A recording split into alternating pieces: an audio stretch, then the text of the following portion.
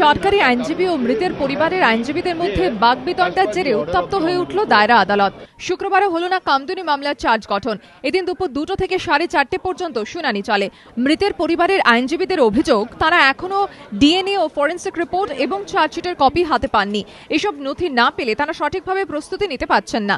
এই মামলায় সমস্ত রকম নথি যা ইনভেস্টিগেটিং এজেন্সি রিলাই করতে চাইছে, অর্থাৎ যা স্টেটমেন্ট রেকর্ড করা হয়েছে, যা ডকুমেন্টস রিলাই করতে চাইছে, সেইগুলো কপি আমরা চেয়েছি। কারণ সেটা না হলে আমাদের উপর যে অর্ডার আছে যে আমরা পাবলিক প্রসিকিউটরকে অ্যাসিস্ট করতে পারবো এবং যদি কোনো ডেফিসিয়েন্সি হয় সেটাকে পয়েন্ট আউট করতে পারবো, উপযুক্ত নথি ছাড়া আমরা সেগুলো করতে পারবো না। সেই কারণে আমরা এই দরখাস্তটা ফাইল করেছি।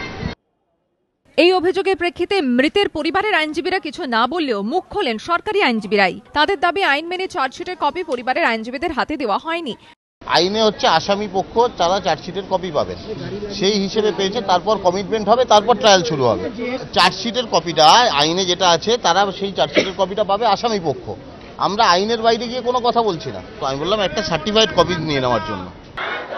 সরকারি আইনজীবীদের প্রতি অনাস্থা দেখিয়ে এদিন ফের আদালত চত্বরে বিক্ষোভ দেখান কামদুনির বাসিন্দারা।